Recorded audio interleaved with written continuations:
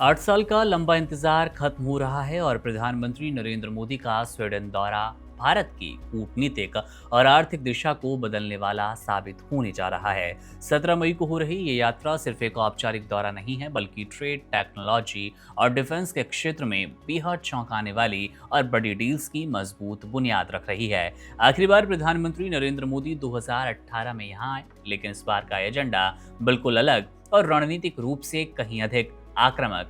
दोनों देशों के बीच ये बड़ा व्यापार और रक्षा क्षेत्र में अभूतपूर्व सहयोग इस यात्रा को ऐतिहासिक बना रहा है। इस यात्रा की सबसे बड़ी और खास बात यह है, भारत और स्वीडन के रिश्ते अब केवल सामान्य आयात या फिर निर्यात तक सीमित नहीं रह गए।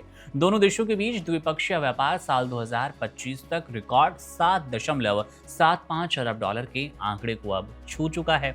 व्यापार के इस विशाल नेटवर्क को संभालने के लिए वर्तमान में 280 से अधिक स्वीडिश कंपनियां भारत के बाजारों में अपनी जड़ें मजबूत कर चुकी हैं, जबकि भारत की भी 75 से ज्यादा प्रतिष्ठित कंपनियां स्वीडन में सक्रिय रूप से काम कर रही है। यह आंकड़ा दोनों देशों की आर्थिक निर्भरता और भरोसे को साफ तौर पर बयां करता है और जाहिर तौर पर प्रधानमंत्री का ये दौरा भी इसलिए अधिक मायने रखता है। रक्षा क्षेत्र यानी कि डिफेंस पार्टनरशिप के लिहाज से अगर देखा जाए तो दौरे को गेम चेंजर माना जा रहा है। स्वीडन की मशहूर डिफेंस कंपनी साब भारत के हरियाणा राज्य के झज्जर में अपनी मशहूर कार्ल गुस्ताफ हथियार सिस्टम का मैन्युफैक्चरिंग प्लांट लगा रही है। ये स्वीडन के बाहर इस कंपनी का दुनिया में पहला ऐसा प्लांट होगा जो कि भारतीय रक्षा इतिहास में मील का पत्थर साबित होगा। सबसे खास बात यह कि यह भारत में 100% प्रत्यक्ष विदेशी निवेश FDI की मंजूरी पाने वाला पहला डिफेंस प्रोजेक्ट होगा। ये डील ये भी बताती है कि रक्षा उत्पादन में आत्मनिर्भर बनने की भारत की कोशिशों को स्वीडन कितना बड़ा साथ देना पसंद करता है। टेक्नोलॉजी और फ्यूचरिस्टिक इनोवेशन के नाम पर मोर्चे पर दोनों देश एक नए युग की शुरुआत कर रहे हैं। इस यात्रा के दौरान Sweden India technology and AI corridor यानी कि SITAC विशेष ध्यान रहेगा।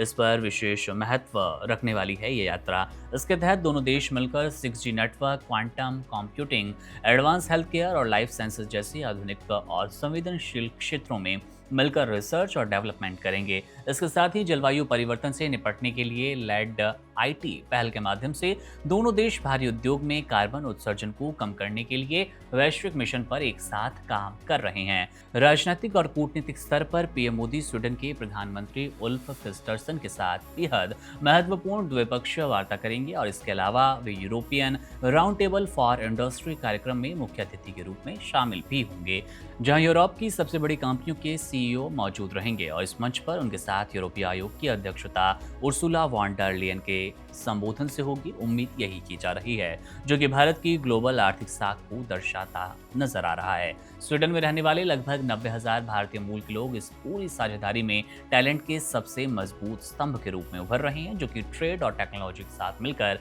इस रिश्ते को नई ऊंचाइयों पर ले जाने वाले हैं। बहरहाल प्रधानमंत्री नरेंद्र मोदी की इस यात्रा को लेकर आपके मन में अगर कोई सवाल, कोई टिप्पणी, कोई राय है तो कमेंट बॉक्स आपके लिए है, वहां पर अपना कमेंट जरूर कीजिएगा। मेरा नाम है मुकुंद, आप बने रहिए वन इंडिया के साथ। शुक्रिया।